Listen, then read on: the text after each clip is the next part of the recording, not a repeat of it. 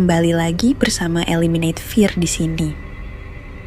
Untuk kisah kali ini, saya akan membawakan sebuah kisah yang berjudul Misteri Cermin Berlumut, penulis Riza Rismawati dan Yanuar Arifin. Malam menyelimuti pesantren tua di ujung timur Pulau Jawa lebih awal dari biasanya. Langit yang kelam dan bulan yang tersembunyi di balik awan mendung memberikan suasana yang menegangkan. Lampu-lampu di asrama putra tampak redup, hanya menerangi lorong-lorong sempit yang penuh bayang-bayang. Di tengah semua itu, cermin berlumut di kamar santri bungsu menjadi pusat perhatian. Pesantren tua itu terletak di tepi hutan lebat yang selalu diliputi kabut misterius pada malam hari. Bangunan-bangunannya yang kuno dan penuh sejarah menambah suasana magis dan mistis. Salah satu bangunan tua yang terletak di sudut kompleks pesantren adalah kamar yang menyimpan cermin legendaris tersebut. Cermin ini, konon, memiliki kisah kelam yang diturunkan dari generasi ke generasi santri di pesantren ini. Kisah tentang cermin itu telah menjadi legenda di pesantren ini. Konon, cermin tersebut berasal dari zaman penjajahan Belanda dan sudah lama tak terpakai. Cermin itu menyimpan cerita kelam, sebuah cerita tentang pengkhianatan dan kematian yang tak pernah terpecahkan.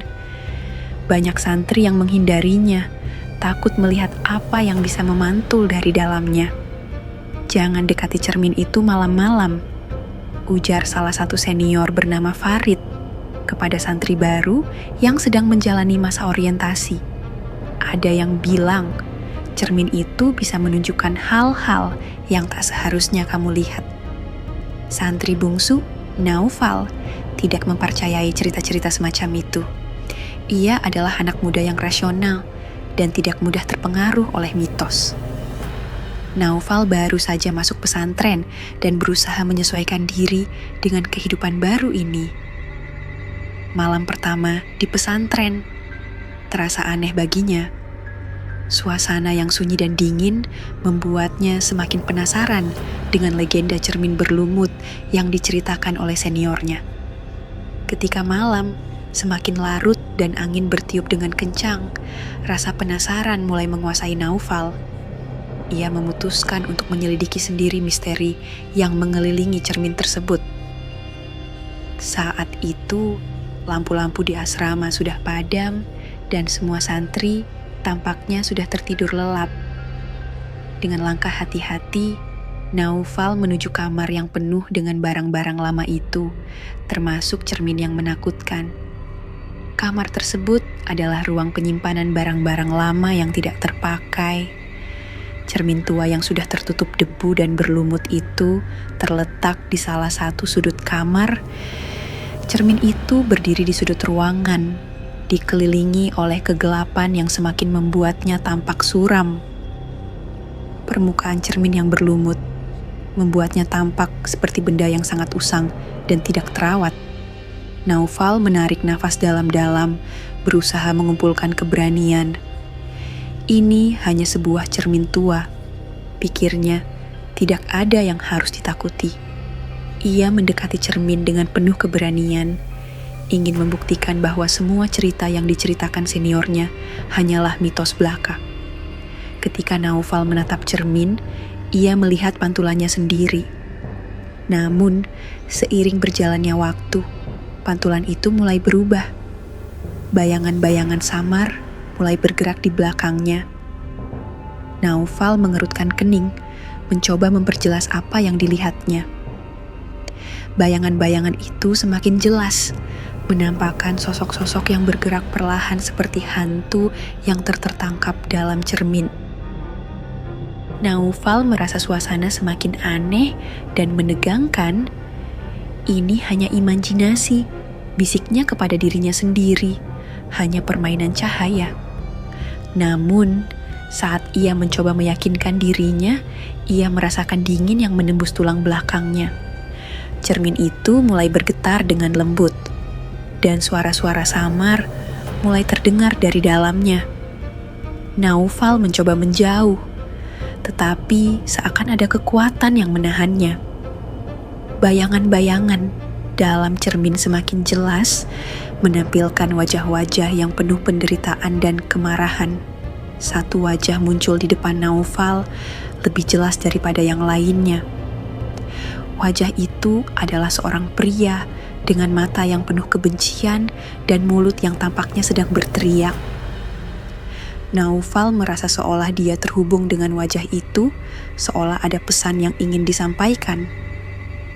Ketika wajah itu menatapnya, Naufal merasa seolah ada kekuatan misterius yang menariknya lebih dekat ke cermin. Tiba-tiba, cermin itu pecah dengan suara keras, dan pecahan-pecahan kaca jatuh ke lantai.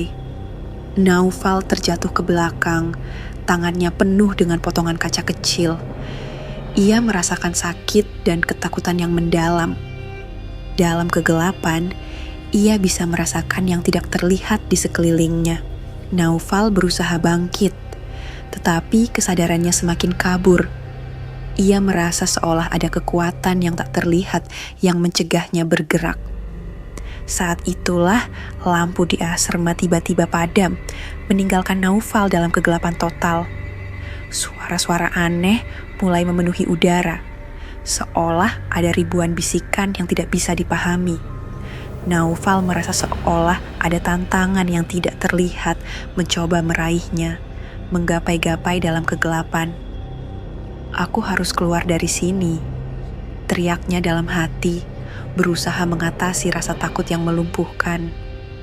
Dengan susah payah, Naufal berdiri dan berlari menuju pintu kamar. Namun, setiap kali ia merasa sudah hampir keluar, ia terjebak kembali dalam kegelapan yang semakin pekat.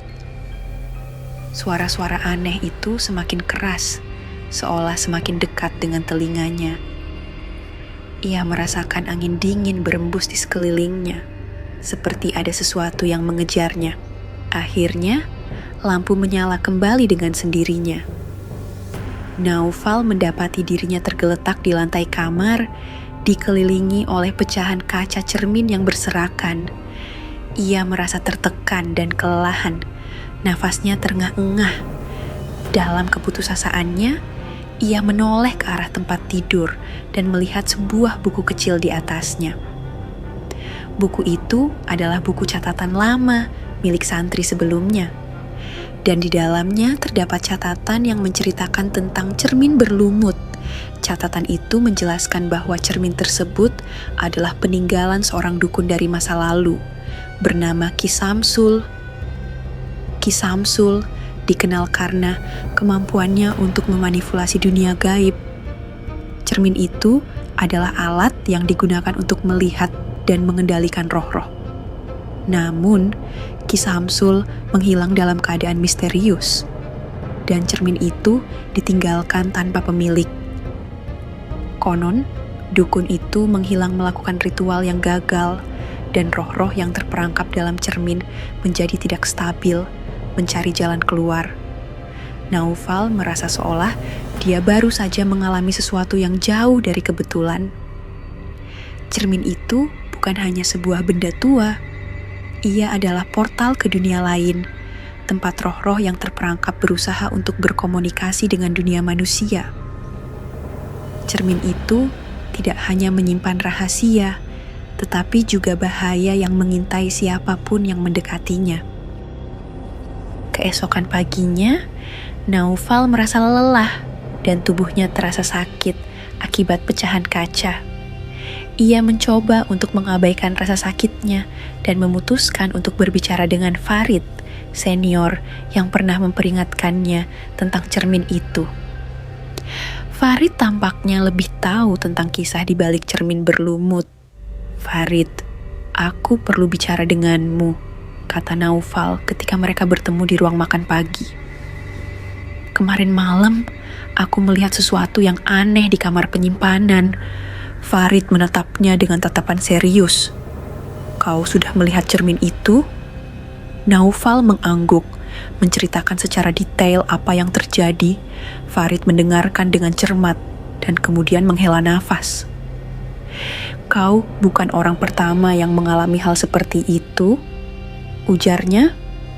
Cermin itu memang mempunyai kekuatan yang tidak bisa dijelaskan dengan logika. Ada beberapa santri sebelumnya yang mengalami kejadian serupa. Kami semua tahu cerita tentang Ki Samsul, tetapi tidak banyak yang mau bicara tentangnya. Mereka yang menghadapinya seringkali tidak selamat. Naufal merasa semakin khawatir. Apa yang harus aku lakukan? Aku tidak bisa membiarkan cermin itu ada di sini, kan? Farid mengangguk. Kami perlu melakukan sesuatu untuk menghentikan roh-roh yang terperangkap. Mungkin kita perlu meminta bantuan dari seseorang yang lebih berpengalaman, seseorang yang memahami dunia gaib dengan lebih baik. Dengan bantuan Farid, Naufal dan beberapa santri lainnya menghubungi seorang ulama tua dari desa terdekat bernama Kiai Yusuf yang dikenal memiliki pengetahuan tentang masalah-masalah gaib. Kiai Yusuf datang ke pesantren dengan sikap tenang dan penuh rasa hormat. Ia memeriksa cermin yang sudah diangkut dari kamar penyimpanan dan menyadari betapa bahayanya benda itu. Kita harus menghapus energi negatif dari cermin ini dan menutup portal yang ada di dalamnya, kata Kiai Yusuf. Cermin ini telah menjadi tempat berkumpulnya energi jahat dan roh-roh yang tidak tenang.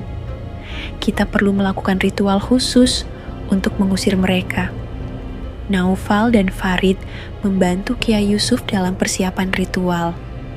Mereka membersihkan kamar tempat cermin itu berada dan menyiapkan berbagai bahan yang diperlukan, termasuk air suci, dupa, dan doa-doa khusus. Ketika malam tiba, mereka mulai melakukan ritual dengan penuh konsentrasi. Kiai Yusuf membacakan doa-doa yang penuh kekuatan, sementara Naufal dan Farid menjaga agar suasana tetap hening dan hikmat. Mereka menyiramkan air suci ke cermin dan membakar dupa dengan hati-hati. Selama ritual, suasana di sekitar mereka merasa semakin tegang. Angin kencang berembus melalui celah-celah jendela dan suara-suara aneh mulai terdengar lagi. Saat Kiai Yusuf mengucapkan doa terakhir, cermin itu bergetar hebat dan seolah ada sesuatu yang menarik dari dalamnya. Suara-suara roh yang marah semakin keras, tetapi Kiai Yusuf tetap teguh dalam doanya. Setelah beberapa saat, cermin itu berhenti bergetar dan suasana kembali tenang. Ritual selesai, dan Kiai Yusuf memberitahukan bahwa cermin telah dibersihkan dari energi jahat. Ia mengingatkan agar mereka tetap berhati-hati dan tidak mengabaikan potensi bahaya di masa depan. Naufal merasa lega dan bersyukur karena bisa mengatasi misteri tersebut. Namun, ia juga merasa bahwa pengalaman tersebut telah mengubah pandangannya terhadap dunia di sekitarnya. Kehidupan di pesantren kembali normal. Setelah peristiwa tersebut, Naufal dan santri lainnya belajar untuk lebih menghargai dan memahami sejarah serta mitos yang ada di sekitar mereka. Meskipun mereka telah mengatasi ancaman dari cermin berlumut, cerita tentang Ki Samsul dan roh-roh yang terperangkap tetap menjadi bagian dari kehidupan mereka di pesantren.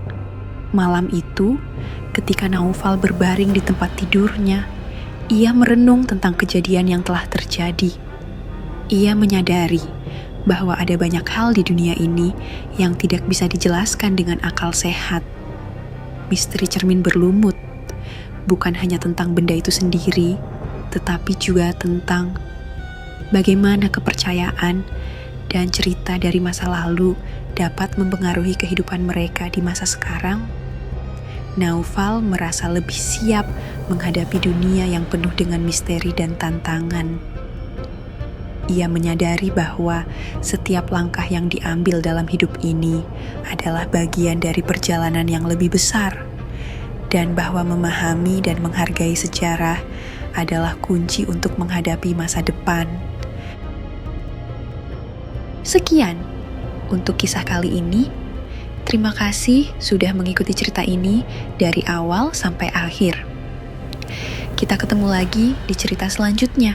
Dan buat kalian yang baru bergabung, jangan lupa untuk like, share, komen, dan subscribe channel ini.